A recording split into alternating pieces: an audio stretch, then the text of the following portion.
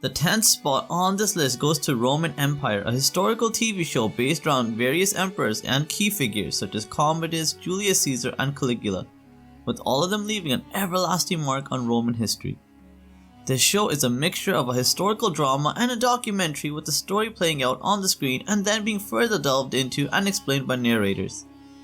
This is a docuseries which has fantastic cinematography, set pieces and costume design, but the plot, especially in the second season which focuses on Julius Caesar, is very shallow and not very interesting, as Julius Caesar's story has been depicted in other documentaries and TV shows in a much better way.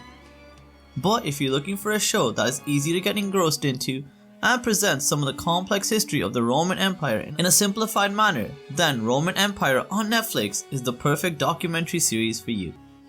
At number 9, it is I, Claudius, a historical TV show which depicts the life of Claudius from his childhood to his eventual death, but through the viewpoint of an elderly Claudius sharing the details of his life. The series is a classic and it is a pinnacle of exemplary storytelling, character development and world building without relying on massive budgets and CGI to make the show engaging. The political maneuvering and the court politics depicted within this show is just amazing, and it keeps the viewer glued to the edge of their seats to see what plot twist or devious plan will be unveiled next. The acting can be a bit over the top at times, but overall everyone does a great job in their roles, with Derek Jacobi and Sean Phillips having standout performances. So, if you are looking for a series which has everything viewers love about ancient Rome and presents it in a simple and elegant manner, then I, Claudius is my recommendation for you. At number 8, it is Empire, a historical drama set in Rome during 44 BC, and the primary focus is around the events that occurred shortly after the death of Julius Caesar and the various struggles Octavius had to overcome to win political allies to his side.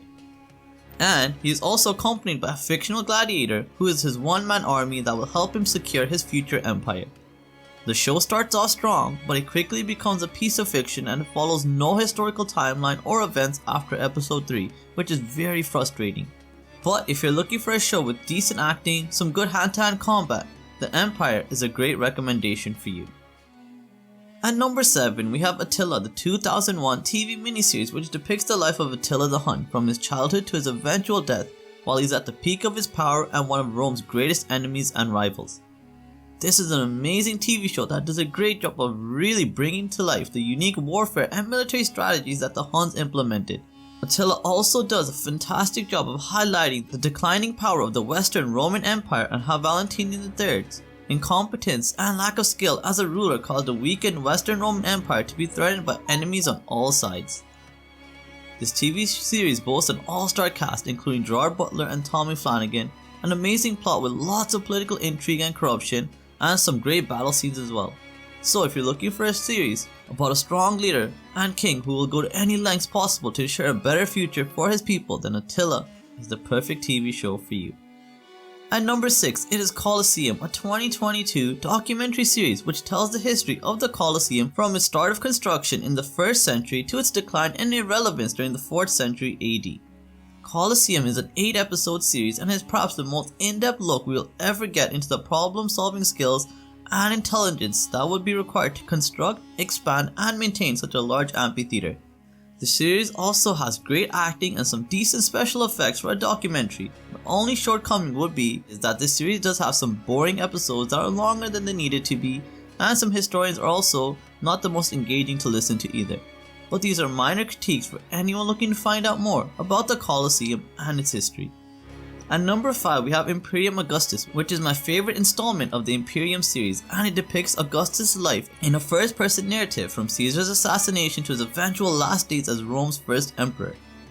This miniseries is an extraordinary watch, and it really does a fantastic job of bringing Augustus' unique story to life, as he is arguably Rome's greatest emperor, but he often gets overlooked for TV shows and movies, so I'm glad to see that this series was made. Peter O'Toole here is amazing as an aging and weary Augustus, and his amazing narration and acting keeps the film intriguing from beginning to end. This is not a large budget film, which means that the miniseries has to keep the viewer engaged simply with strong storytelling, amazing acting, and unexpected plot twists. Imperium Augustus is a TV show that is not easily accessible for anyone that isn't overly familiar with at least the basics of Roman history, as characters are introduced, killed off, or mentioned in passing who are major players in Roman history. So if you consider yourself to be a true fan of Roman history and society, then Imperium Augustus is my recommendation for you. At number 4, it is Masada, a historical miniseries based around the Siege of Masada, which occurred during 73 to 74 AD. This TV show's primary focus is around the 900 Jewish zealots that have locked themselves within the hilltop fortress of Masada and the 5,000 legionnaire army led by General Cornelius Flavius Silva. Masada has a great plot, and I really enjoyed watching just how much political maneuvering and ambition kept hindering the peaceful resolution to the siege that General Flavius is adamant on having. This miniseries has fantastic acting, especially by Peter O'Toole and Peter Strauss, and it does a great job of highlighting the complexities of the siege as well as fleshing out both armies as more than just religious zealots or simple legionaries without compassion. There's very little to not like about Masada, and it is a historical miniseries that I can recommend to any fan of historical TV shows. At number 3, it is Domina, a historical drama based on the life of Livia Drusilla, the wife of Roman Emperor Augustus and the mother of Roman Emperor Tiberius, and she is also arguably one of the most influential women in the history of ancient Rome. This TV show in particular focuses on her time as the wife of Augustus and how she gained influence and power within the Roman Empire by using her intelligence, ruthlessness, and strong political connections to ensure she was a dominant force within Rome's political sphere. And even though the series got cancelled prematurely after only 2 seasons, the display of Roman politics in this series is unparalleled. The acting is real and believable, and it has a very fascinating and gripping plot. There are a lot of time jumps in this series which can make it a bit confusing at times, but if you want a better understanding of how the politics of ancient Rome function, then Domina is the show for you. The second spot on this list goes to Spartacus, an action-filled historical TV series about a gladiator named Spartacus and his rise from a lowly slave to one of the most feared enemies of the Roman Republic. Spartacus takes everything that fans love about historical TV shows and puts it into overdrive, as there's only 10 episodes per season, meaning there's little to no filler. The small episode count results in Spartacus telling a tight-knit story about an inspirational leader who encourages his followers to fight for a better future. The character development for Spartacus is great, and his rise from slave to rebel leader is believable and interesting. The plot here is also amazing, with truly mind-blowing plot twists and some amazing fight scenes and choreography as well. So if you're looking for a TV show with great characters, amazing battle scenes, and a story which hooks you in from beginning to end, then Spartacus is my recommendation for you. The top spot on this list goes to Rome, a historical TV show which follows events beginning with the Civil War of Rome in 49 BC to Julius Caesar's rise as dictator of Rome to his eventual downfall, and the second season follows the trajectory of Octavius from a sickly boy to becoming the first emperor of Rome. The majority of the show is depicted through the viewpoint of 2 legionaries called Titus Polo and Lucius Varenus, who through their various, often comedic actions get involved in situations that lead to very important events from Roman history occurring.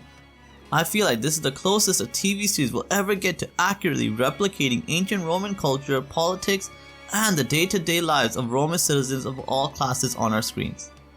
The cast and characters here are amazing, the story develops at a good pace, and it is interesting from beginning to end as well. However though, the pacing and depiction of Roman military tactics can leave a lot to be desired at times, but these flaws are minor and the positives of Rome far outweigh the negatives. So if you're looking for a TV show that's a bit slower paced, tries to be historically accurate to a decent degree, and it is a funny and entertaining and educational series at the same time, then Rome is my recommendation for you.